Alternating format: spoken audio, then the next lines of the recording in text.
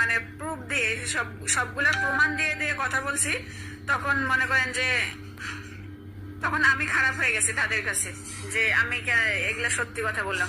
তো যাই হোক, সত্য মিথ্যা আপনারাও জানেন। আর সেরকম ভাবে প্রমাণও আমি দিতে পারি নাই, ওই ছবিগুলো ছাড়তে পারি নাই, কারণ ফেসবুকের কিছু কমিউনিটি গাইডলাইন আছে, ওই ছবিগুলো ছাড়লে, টিকটকে ছাড়লে ওগুলার কিছু চলে আসে, সমস্যা হয়।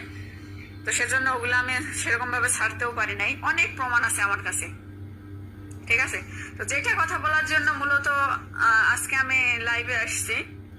তো এতদিন সে কিন্তু আমাকে 15 মাস ধরে চার্জ করতেছে, আমার বয়ফ্রেন্ড খুঁজতেছে, আমি খারাপ একটা চরিত্রহীন নারী সেটা প্রমাণ করার জন্য বিভিন্ন রকম যেভাবে পারে সেইভাবেই কিন্তু আমাকে ট্রাই করে গেছে, যাচাই করে গেছে।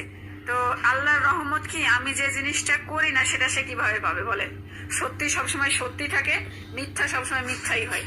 যতই সত্যিটাকে ও ঢাকা দেওয়ার চেষ্টা করতেছে না, সত্যি জীবনও ঢাকবে না। তো আমি যেটা করিনি, আল্লাহ আমার মাথার উপরে আছে, সেটা আমার ঘাড়ে কখনোই আসবে না।